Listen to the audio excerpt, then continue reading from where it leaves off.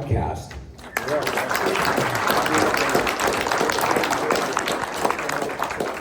And Cedric, I'll let you take it from here. Thank you. Well, welcome, everybody. My name is Cedric Youngelman. I'm the host of the Bitcoin Matrix podcast.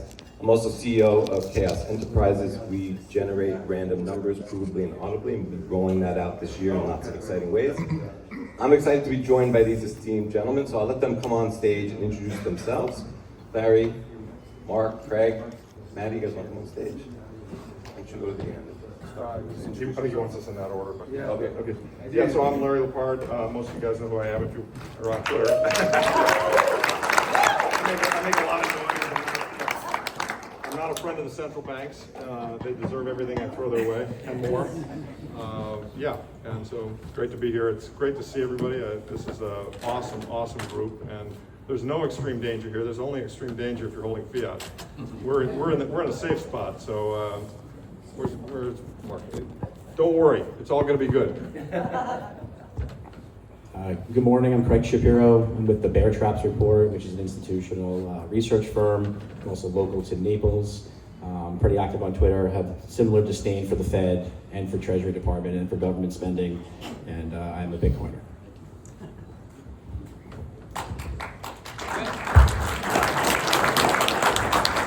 Good morning, my name is Mark Hindley. I'm the CFO of a family office here in Naples. We have a very healthy allocation to Bitcoin and digital assets. Prior to that, I spent a couple of years working to build a crypto bank within an FDIC regulated bank. I can assure you that it is very difficult to do that. This was a couple of years ago. I'll have some thoughts that I'll share later, but thanks for having me, John. I appreciate it very much. Thank you.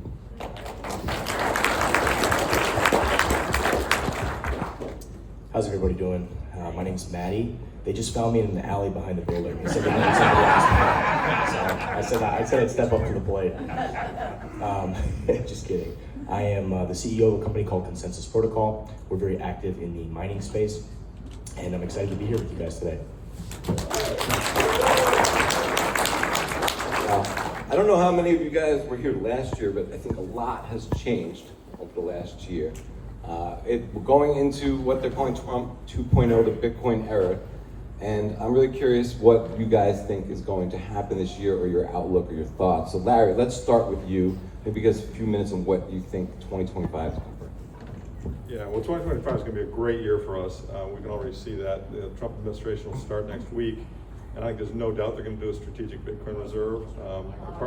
My partner was with some of the people at Cantor Fitzgerald, and they indicated that was the case. There are all kinds of signals from a number of sources that support that. Now, how big it'll be, it's hard to tell. But let's go back and let's wind it back and look a little bit broader. The reason that this is going to be a great year for us is that this is going to be the year that forces the Fed's hand into what I call the big print. And I've got a book with that title coming out soon, which you'll all be able to buy on Amazon in a couple of weeks, or I'll give it to you if I see you. But the bottom line is, as we now just know, because it came out a few days ago, the federal government, year over year, this past quarter, ended December, spent 40% more than they spent in the prior year. 40%. And so it really is Lynn Alden's meme. This nothing stops this train. This federal government is completely and totally out of control. And the bond market is starting to notice, and obviously the market for sound money assets are starting to notice. Interestingly, Bitcoin, since 2020, when all this really started with COVID, Bitcoin's up 2,000% and gold's up 200%. So pointing out why Bitcoin is so much better than gold, but gold is still your second best choice. There is a second best sailor. If you don't want to have the volatility of Bitcoin, gold's a good substitute. So.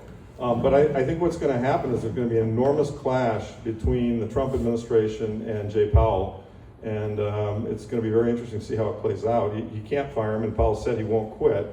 But if the bond market goes, tits up, no bid, they've got a serious problem. And I think it's going to force them into doing something similar to what they did in the 2020 example, or the 2008 example, or the LTCM example, or every other example that I've laid out in my book. It's been 50 years of financial mismanagement by these crooks.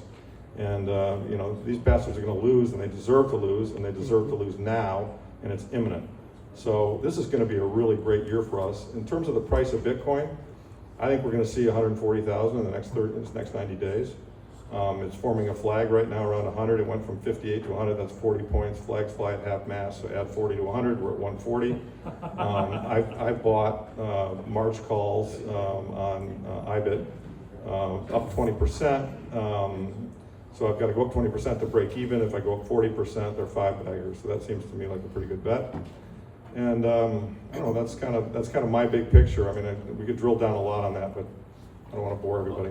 I want to go to Mark, maybe from a more family office point of view. How are Sure. you thinking about 2025, and are you as maybe thinking things as imminently as Larry is and as bullishly? So a lot of our assets are in the private equity space. So we think that we sort of look at it through two lenses when it comes to Trump and the Trump admin at large.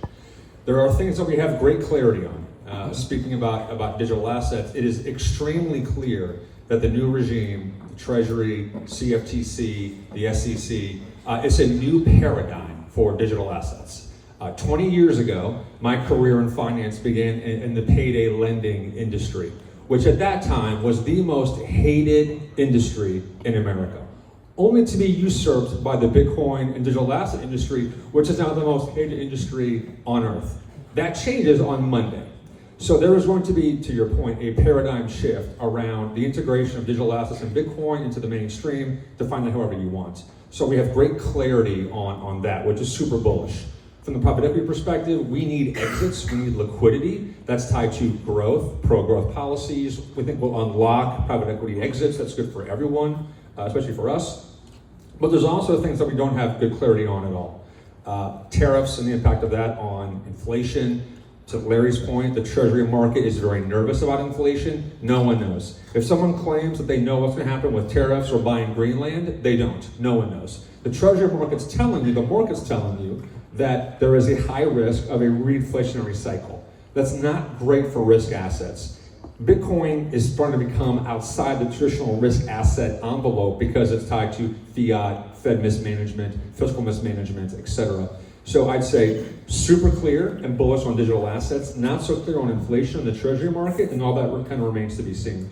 What I would add that I think is actually the most bullish thing about Trump is the fiscal part. And I'm going to talk just kind of personally for a second. When you think about the fiscal deficit, as Larry and Shapiro will talk about, is we have a spending problem in this country, clearly. What doesn't get talked about is where that money is actually being spent. So in 2023, the US economy, you and the federal government spent $5 trillion on healthcare. $5 trillion.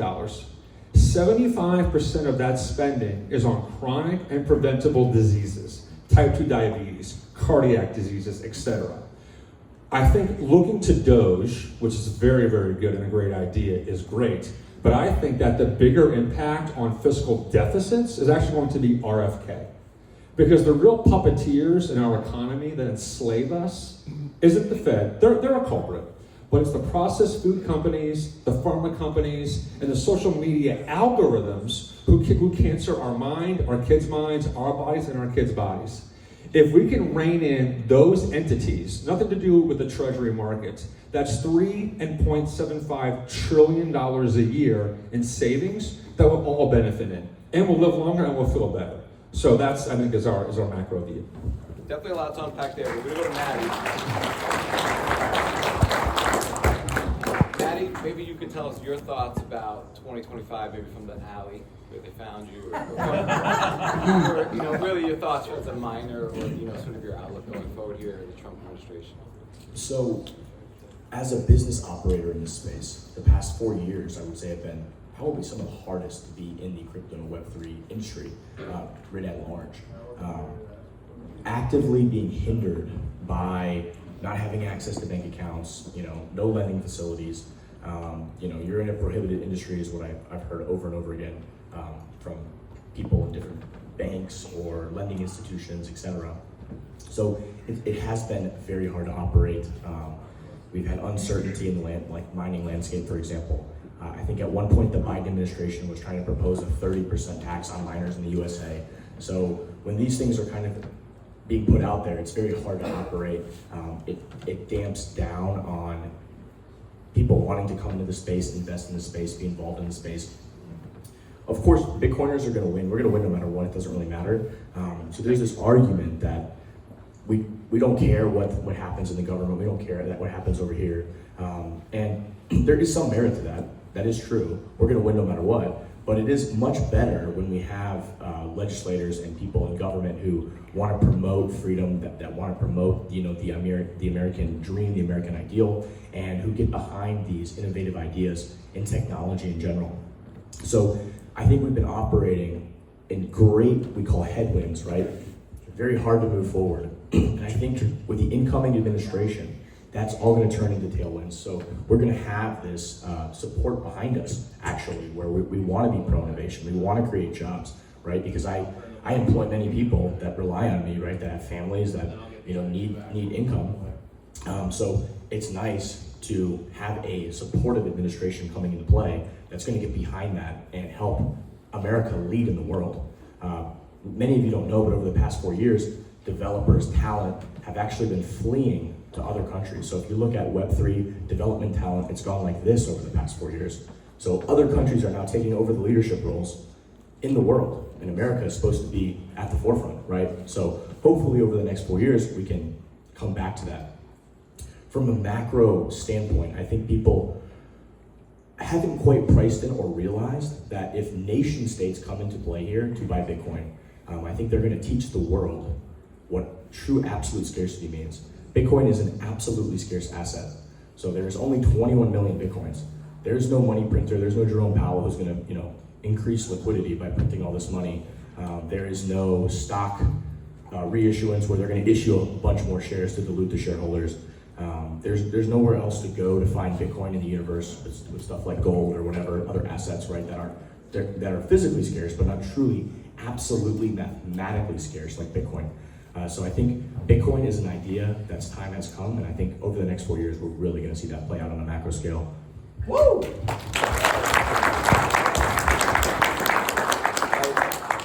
It's incredibly optimistic coming into 2025, but I feel like we all are kind of thinking in one direction or expressing kind of one thought here. Or I'm kind of curious, Craig, what your thoughts on 2025 are, and if you see any sort of bearish cases. Yeah.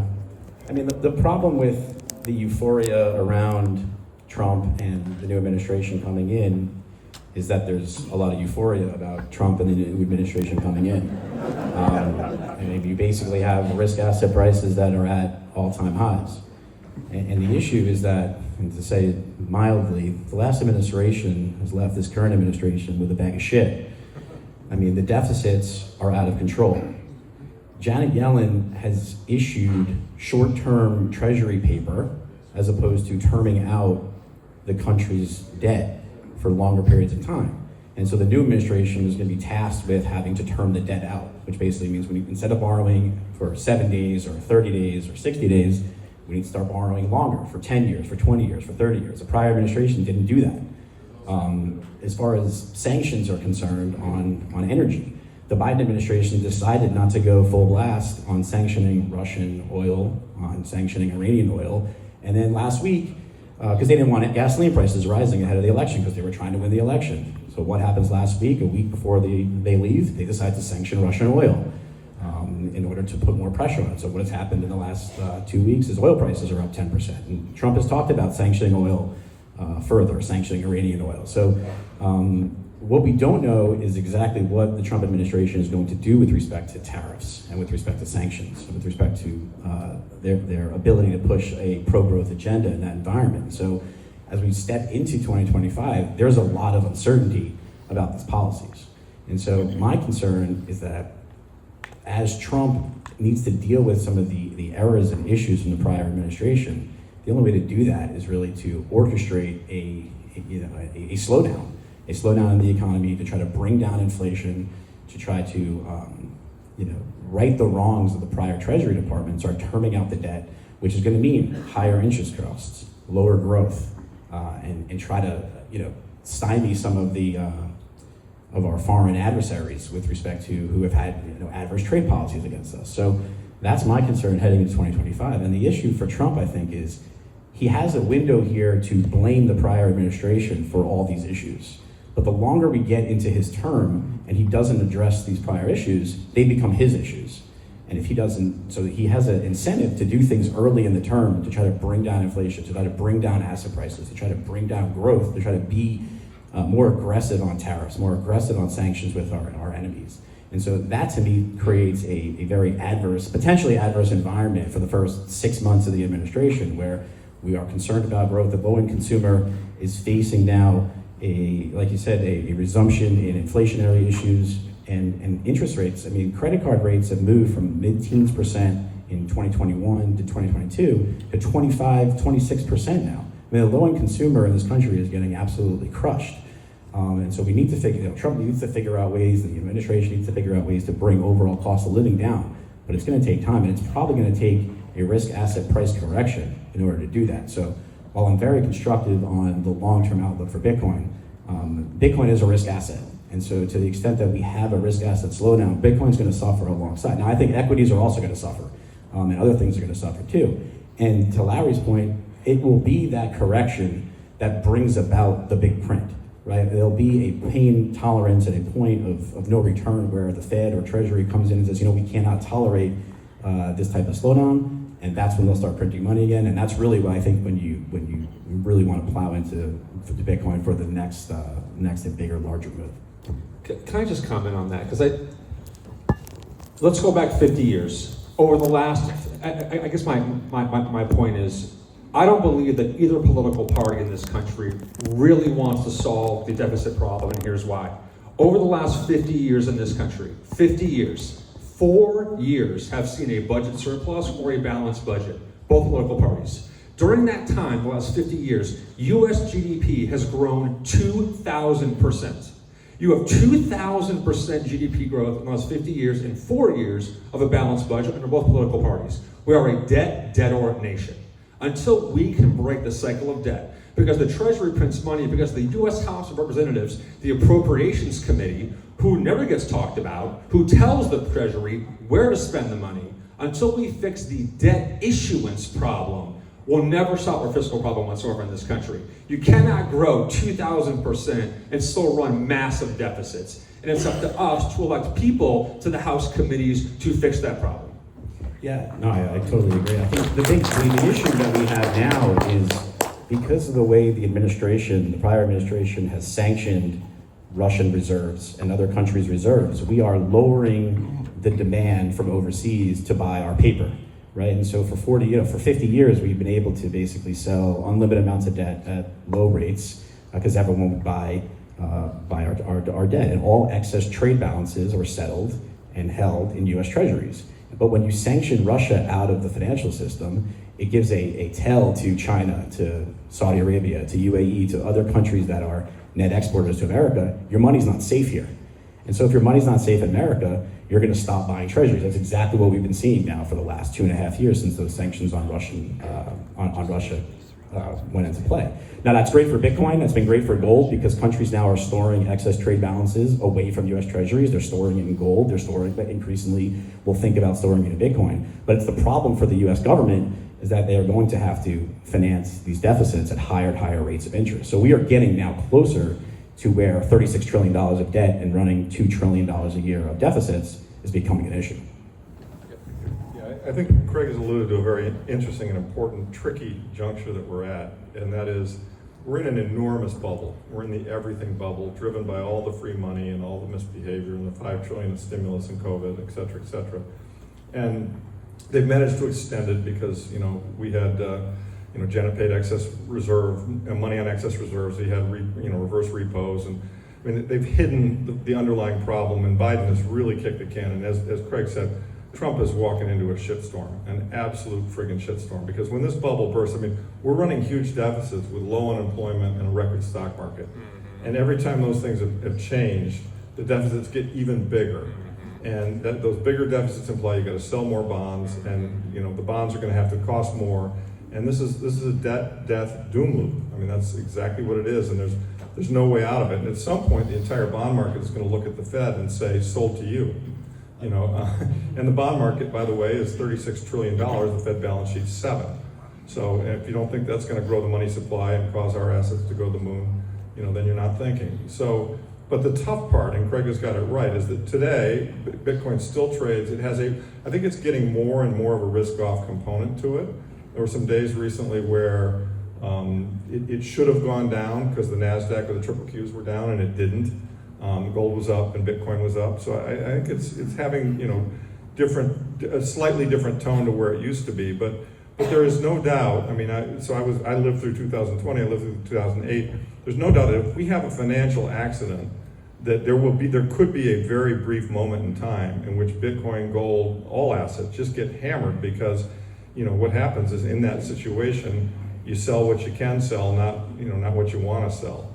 And I remember this like it was yesterday, when in the March 2020 example, before that big print, which is the biggest print we've had to date. And, when COVID hit, the stock market was down 35%. And within, weeks, gold, Bitcoin, all of them, they were just getting crushed. And then one Monday morning, Jerome Powell came in and did his Draghi imitation, said, whatever it takes, we're going to print as much money as it takes. It does not matter. We are going to solve the problem. Gold was up $200 in a day and a half. And Bitcoin was up, 40% in a week.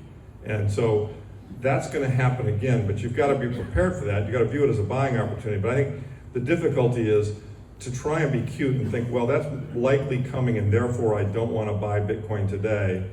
Boy, the window to buy it that cheap, it's not going to be open for very long. Because when we know for a fact, based on 50 years of financial history, the third Fed mandate is when they reach a financial problem and the bond market starts to fail, as it did in 2020. The bond market went no good. Craig knows this.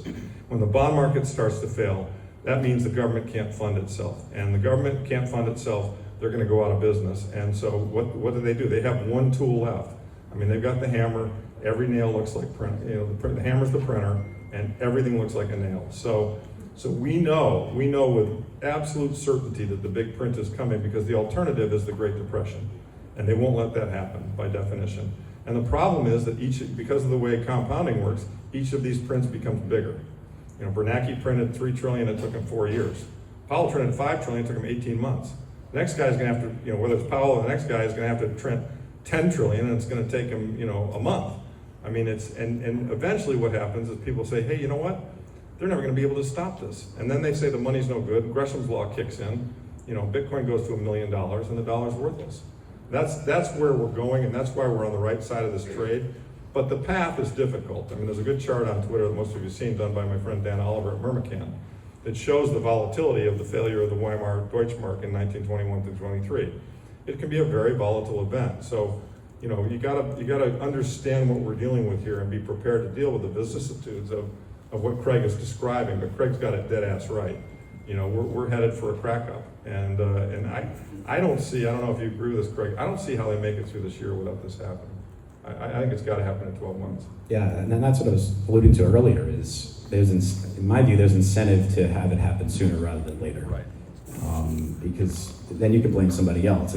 Trump is a master of blaming other people for things, and this is right up his alley, right? There are people he can blame who are at fault. He could really blame the prior administration for, and should. You could blame Janet Yellen for the way that she's, decided not to term out the debt and tried to run the economy hot to win an election. And so I agree. I think there's risk here in the next 3 months that Trump goes aggressive on sanctions, goes aggressive on tariffs, goes aggressive on bashing the Fed and Treasury for doing the things that they should have done, and say, I'm fixing the mistakes of the prior administration. Trust me, we're going to get through this, but there's going to be some pain in the near term. And then he's going to bring out these pro-growth policies and deregulation and some of the immigration reform and some of the things that are in business deregulation and that people are excited about for later in the term. But he needs to get through this, this period first. Just to touch on a lot of the stuff you guys said, the big print is coming. We're at 125% debt to GDP, something like that. The only really way out of that is growth, austerity, or like we've touched on, the printer, which the printer is the easiest solution, right? Chronic disease. It's very simple, right? Giving somebody the hard to swallow pill, it's very difficult. The politicians and Friedrich Hayek, who's an Austrian economist, touched on this a lot in a lot of his works, right? He said that was his biggest critique to Keynes when they created the central bank and kind of did all this stuff. It was, it's always going to be easy to hit that printer button when you're in power, right? You have this short window of time. So it's a misalignment of incentives, right? Show me the incentives and I'll show you the outcome.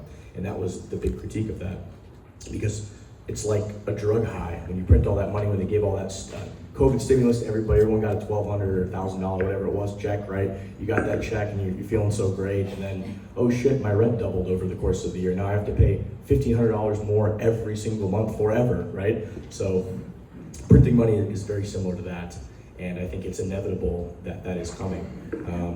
I will paint a more optimistic outlook, right? I think the blaming the prior administration, all that kind of stuff, that only, you got about 6 months of that, and then, hey, the buck stops with you, right? From a macro standpoint, the people that Trump is appointing in these roles, Trump might not fully understand all the details of our space, of Bitcoin, et cetera. He may be on that journey, right? Every day, we're all on that journey. I learn something new about Bitcoin almost every day. You go down that rabbit hole, you peel back that onion, you learn something new. And I think Trump is on that journey. He's not there yet, but he's on that journey. So I think that putting the right people in these positions, Scott Bessent, Treasury Secretary, Howard Lutnick as the Commerce Secretary, David Sachs, crypto AI guy, big technologist. I think these are the key positions and people that he's appointing. I think it's all looking very bullish for that pro-growth outlook. A lot of people say we can't touch entitlements and all those things. I saw something yesterday, we talked about it in our roundtable, I think with Danny Condon and Michelle Weekly, and Scott is here as well. Nice to see you back there. But I think they sent I want to say it was like 84 billion or something of entitlements to dead people, right? So we can fix some of these things. I mean, there is that outlook. I also think that stablecoin legislation, you guys talked about the macro outlook of our enemies not buying our treasury reserves anymore. Well, there's tons of people that have more hyperinflating currencies than the dollar that might want dollars, right? So in the meantime, that creates buy pressure from these stablecoin issuers to go to the treasury and say, hey, we're gonna buy all this crappy debt.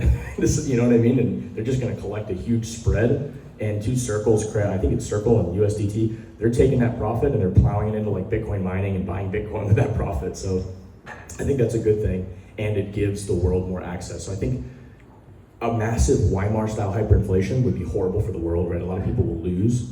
But the best advice that I could give to everybody here is just get off zero, dollar cost average. For most people, that's the strategy. Don't try to time the markets.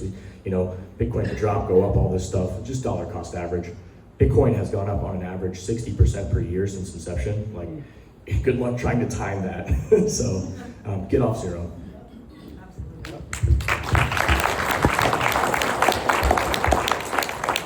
We don't have a lot of time left, so I'll kind of ask one or two more questions to the panel. I hear a lot of recessionary pressure, a little bit of doom and gloom. Maybe we have a lot of pain before we have a big print. But we are hearing a lot about a strategic Bitcoin reserve. I wonder how you guys think Bitcoin would behave in a recessionary environment with a strategic Bitcoin reserve. And let's say it's not a strategic Bitcoin reserve with other stuff in it. It's pure, it's about holding the coins we have or accumulating coins. And and I also wonder, if Bitcoin were to run to 500,000 or 1 million in a recessionary economy and actually decouple and behave like a risk-off asset, would that even be a healthy economy? Is that an economy we want to be in? I'm curious your thoughts on the way Bitcoin behaves at the beginning of the year with all the pressure we've talked about. Yeah, look, I think there is an incredible relative value trade coming where Bitcoin significantly outperforms these other assets, and a strategic Bitcoin reserve that increases kind of structural demand for Bitcoin that is outside of the system. I think is a tremendous idea, is a tremendous opportunity, and so.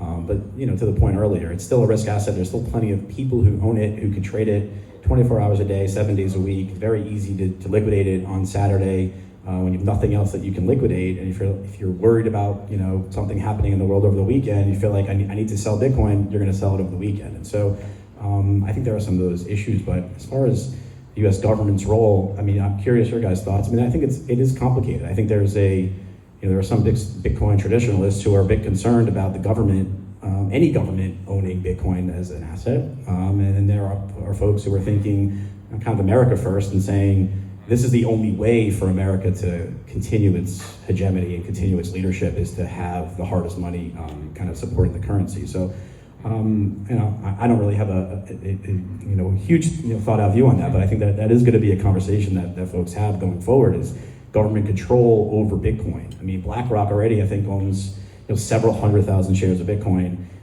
in its ETFs. I mean, is this what people want? Is this what people think is good? BlackRock hasn't necessarily been the poster child that for great things. So I am concerned a little bit about that, but I think having the U.S. being an American and having kind of a more of an America first type mentality, I'm encouraged by the positive momentum on legislation, the way the administration is thinking about it. But I'm not 100% sold that this is the best idea. Plus, where are we getting the money for it? Right? We're already in debt. Are we going to be borrowing more money to buy Bitcoin? I mean, maybe that is a good idea, but given the debt, but we have to think about things like that. I'm curious, anyone in this room, when was the last time you thought to yourself, the federal government has a great idea, I can't wait to get on board? And by the way, the U.S. Treasury will own the Bitcoin. The U.S. Treasury also oversees OFAC and FinCEN.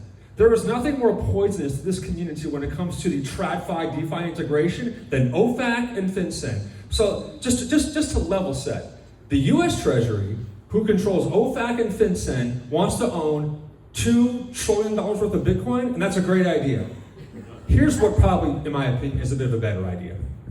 As a free market capitalist, as a Bitcoin capitalist, right now, the S&P 500 companies have $3.6 trillion in cash on their balance sheets. If half of those companies put 2% allocation to Bitcoin, that's $100 billion of Bitcoin flows every year. That's the private market where we own the company because we're shareholders, not the U.S. Treasury. This to me is one of the great ironies of the reserve, is that the idea that we trust the U.S. Treasury to own a huge supply of our money and manage that when they also manage OFAC and FinCEN, to me is absolutely just ludicrous. Listen, Jenny Yellen's computer never gets hacked, okay? Yeah, I'm sympathetic to that. I mean, look, I want the government to fail, basically. It's pretty simple. Yeah, I want the government to fail. I want the Federal Reserve especially to fail. But I want my country, which is partly the government, but more likely just a lot of people like us, I want my country to win and to succeed and to be strong relative to other countries. And so, if I look at Bitcoin Strategic Reserve versus, say, China and India, who held a shitload of gold, I'd like my country to embrace Bitcoin and own Bitcoin if it's owned by all of us. So there are two sides to this argument. And by the way, if they do a strategic reserve, they're accelerating their own death. I mean, this is like the Trojan horse. They don't realize it, but they're helping kill fiat by doing a strategic reserve. And I'm all about killing fiat. So, I'm with Craig. I'm a little bit mixed on this whole issue of whether I want them to do it or not. It's a tricky issue. But what was your other part of your question, Cedric? I can't remember. You had another part. Well, really, would the economy be healthy if we had such a run-up in Bitcoin while the rest of the economy was not healthy? Yeah, sadly, I don't see how we make it through this without economic turbulence. I just don't. You can't run the biggest bubble in the history of the world where all assets are mispriced. I mean, nobody really knows what anything is worth in today's world. I mean, you got these mansions that are worth $10, $15, $20 million. It's a joke. It's a bunch of sticks sitting on a lot in the middle of some nice neighborhood. I mean, it's just a complete joke. You got all kinds of crazy prices. I mean, fuck, Dogecoin is worth $60 billion. I mean, you got Fartcoin. It's outrageous how mispriced absolutely everything is, and how underpriced honest work and honest stuff is. And so, and you just don't get from here to there without breaking some eggs, right? So, sadly, I think eggs are going to get broken. But everybody sitting in this room, we got the best asset to ride out the storm. And on the other side of it, everybody in this room is going to have generational wealth for their descendants. And that's a big fucking deal, right? That's how I see it.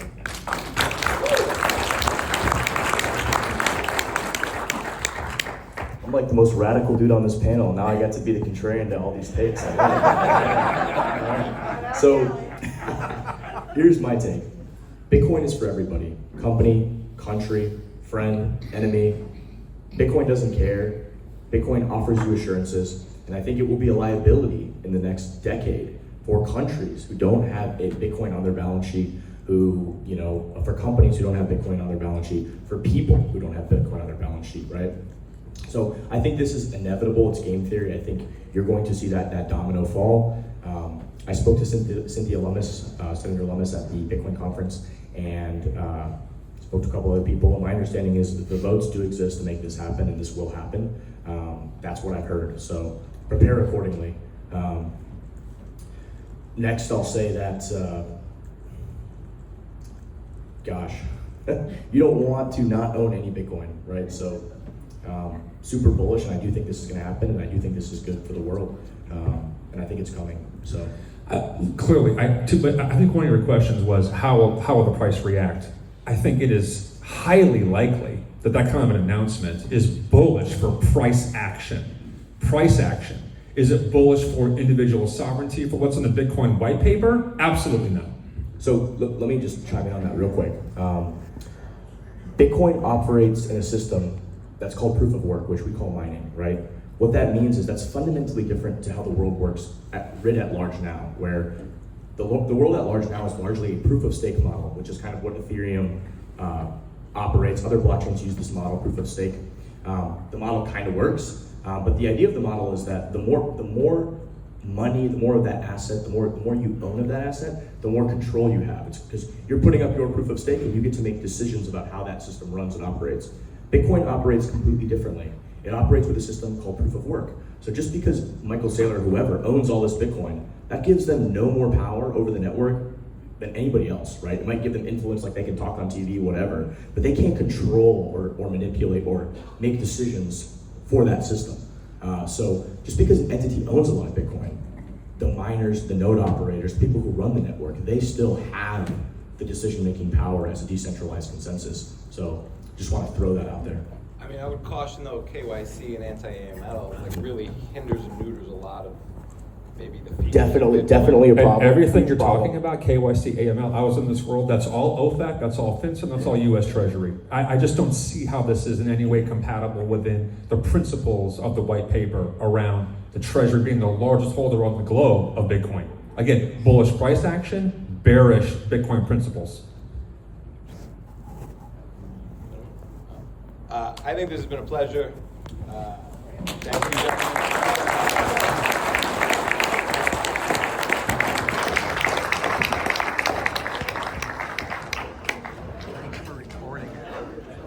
I don't know how to get it out of there.